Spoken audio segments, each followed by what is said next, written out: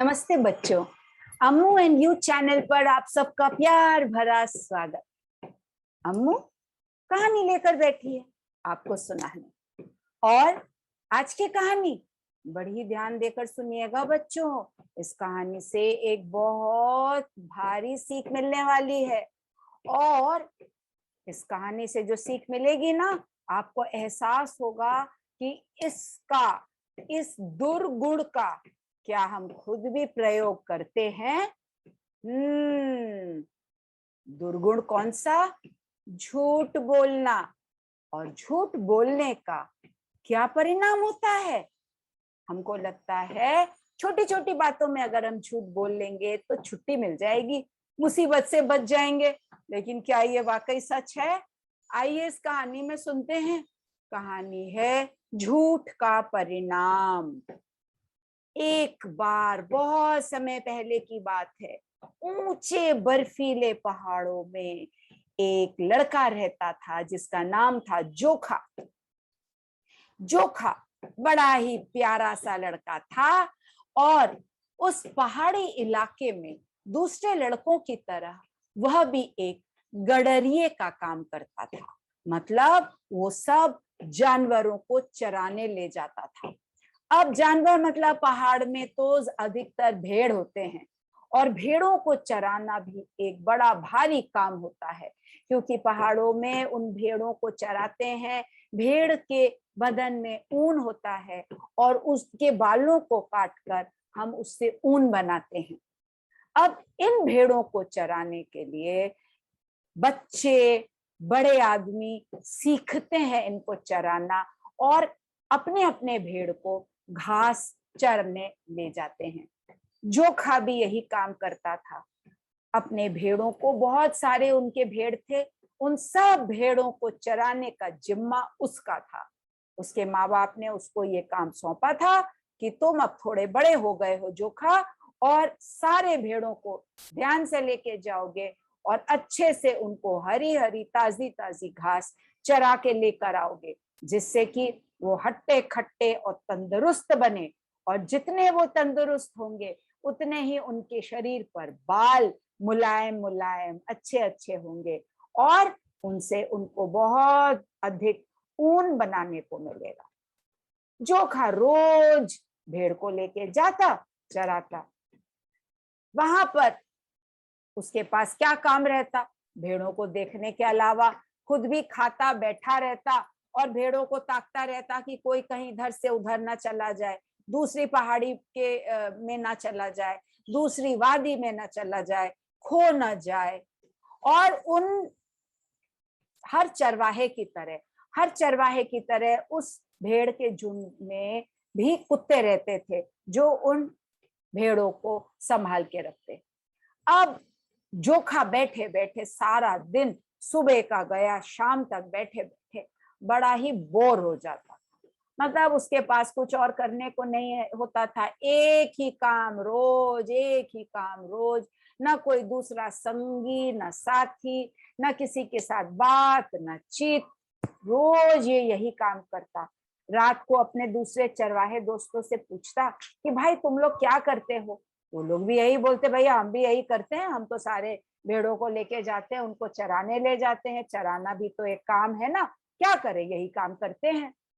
लेकिन जोखा सोचता है भाई ये कितने दिन तक हम करेंगे, हम थक गए, यही एक ही काम। अपने माँ बाप से कहता, माँ बाप बोलते ऐसे कैसे बोल सकते हो, बोर हो गए, तुम नहीं चराओगे तो कौन चराएगा, तुम वहां चराओगे, हम नीचे खेती करेंगे, तुम तो खेती नहीं कर सकते ना, चुपचाप जाओ। सब बच्चे जाते हैं, तुम भी चरा के लाओ। तरह तरह के उपाय सोचता रहता कि जोखा अपने आप को कैसे किसी न किसी तरीके से किसी व्यस्त रख सके। कभी वो भेड़ों के साथ खेलता, कभी भेड़ों के छोटे छोटे बच्चे मेमने होते हैं उनके साथ फुदकता, उनको इधर उधर लेके उछलता, सब कुछ करता। कभी कभी देखता कि कोई भेड़ अगर शैतानी करके कूद कर किसी दूसरे बेड़े में जा रहा है, किसी के खेत में जा रहा है, भाग के जाता, उनको उठा के लाता, यही सब काम करता। करने के बाद थक जाता, उसको नींद भी आती, कभी कभी वो सो भी जाता। अब कभी कभी अपने को व्यस्त रखने के लिए वो क्या करता, कैंची उठाता और उन भेड़ों के बाल अजीब अजीब स्टाइल में काटता, कभी कैसे, किसी के एक तरफ, कभी इधर कभी उधर, कभी किसी को कुछ बना देता। लेकिन कितने दिन तक ये करता, एक ही काम ऐसे ही करता रहता था। ये करते करते भी वो बोर हो गया। हर रोज वो सोचता आज नई वादी में जाएंगे, आज नई तरह इनको लेके जाएंगे घाटी में, और जिससे कि हमें भी नई जगह देखने को मिले। और चल पड़ता, दूर दूर दूर पहाड़ पे चढ़ता, पहाड़ पे चढ़कर फिर उतराई से उतरता, नई घाटियों की तलाश करता, नई घाटियों में घास चरवाता और चरवा के वापस लेके आता। रोज का ये काम था। भेड़ों को बड़ा मजा आता, क्योंकि रोज ही नए नए नए नए स्थानों में उनको घूमने को मिलता, नई नई घाटियों में उनको घास चरने को मिलता।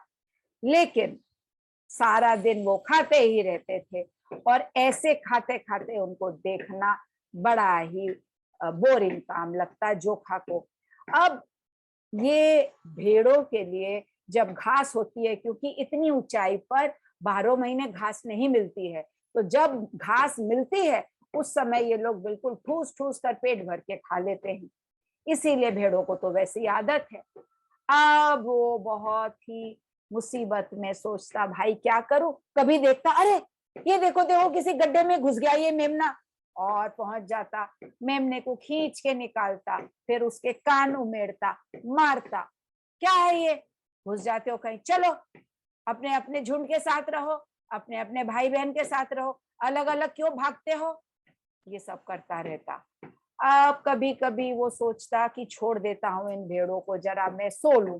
जागता तो देखता है कोई, कुछ भेड़ किधर चले गए, कुछ भेड़ उसके किधर चले गए। भागता उनको फिर खदेड़ता हुआ, ते टांगे भी दुखने लगती, क्योंकि पहाड़ी से भागता, फिर चढ़ता, फिर उतरता, और उनको फिर खदेड़ता हुआ इकट्ठा करता, और खदेड़ते खदेड़ते फिर उनको लेकर आता। अब ये एक दिन सोचने लगा कि भाई अब मेरे से ये नहीं होता, अब कुछ नया करना पड़ेगा, कुछ रोचक किया जाए। तो उसके दिमाग में एक युक्ति आई। उसने क्या किया, उसने अपने झुंड को छोड़ा, चरते छोड़ा, और उतराई से दन दन दन दन दन दन दन दन तेज भागता हुआ नीचे गया, और नीचे गांव में जाकर चिल्लाने लगा, एक भेड़, एक हमारे भेड़ के झुंड पर मुसीबत आ गई है, एक भेड़िया आ गया है, बड़ा ही काला खूंखार भेड़िया है, हमारे भेड़ के झुंड को चट कर जाएगा, मदद चाहिए, बचाओ बचाओ बचाओ। गांव वालों ने सुना, भागते हुए लाठी लेकर डंडे लेकर चढ़ते हुए पहुंचे, और जाकर क्या देखा, भेड़ आराम से सब घास चर रहे, सुकून के साथ अपना चबा रहे। न कहीं भेड़िए का पता, ना अता ना पता। और वो बड़े गुस्से में आ गए, ये क्या हुआ, तुमने तो कहा था भेड़िया है, यहाँ तो ये सब चल रहे। और जोखा खूब हंसने लगा, कैसे बुद्धू बनाया आप सब लोगों को, कैसा बुद्धू बनाया, क्या मजा आया। अब उसको हंसते देखकर इन लोगों को तो बहुत गुस्सा आया, लेकिन क्या कहते, बड़बड़ाते हुए अपने अपने काम के लिए वापस चले गए।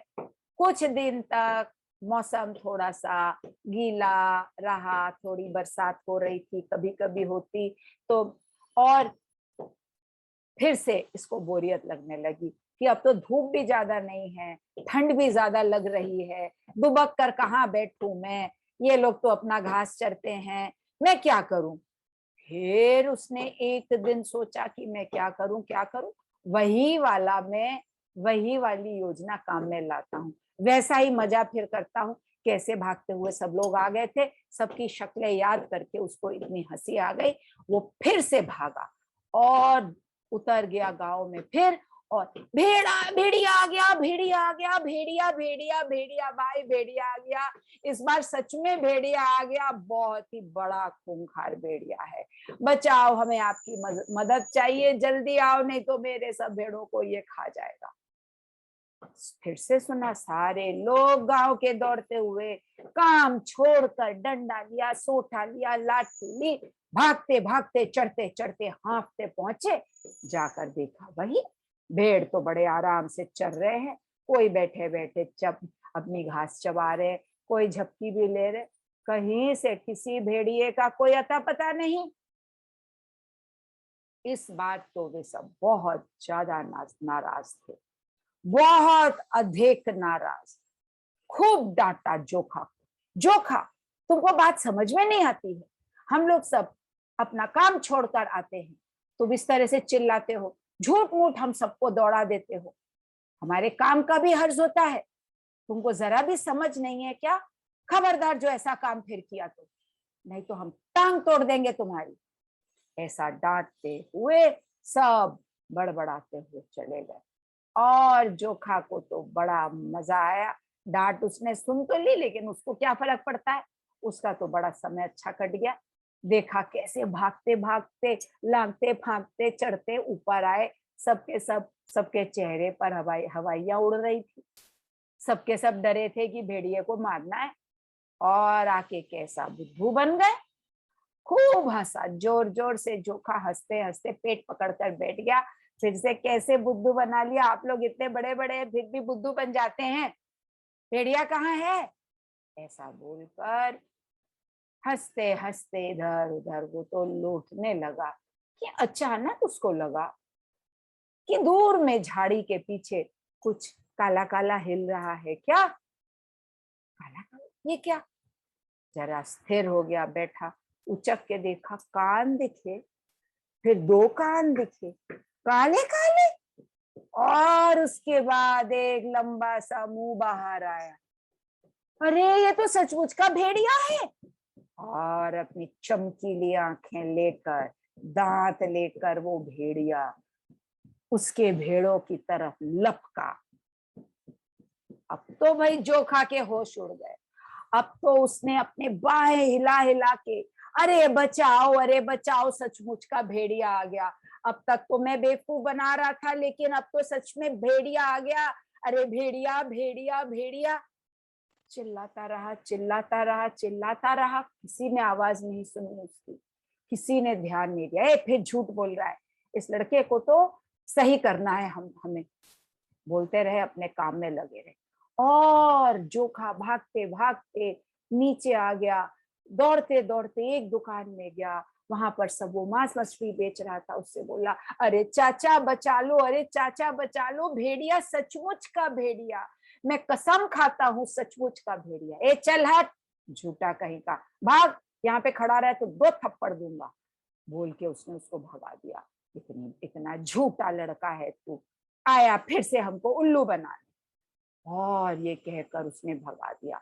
भागता भागता भागता वो गया डबल रोटी वाले के पास, दुकान में डबल रोटी, केक, बिस्किट सब भरे थे। अरे काका, अरे ओ काका बचा लो, भेड़िया, सचमुच का भेड़िया, मैं झूठ नहीं कह रहा हूँ, मैं माई बापू की कसम खाता हूँ, झूठ नहीं कह रहा हूँ, सचमुच का भेड़िया।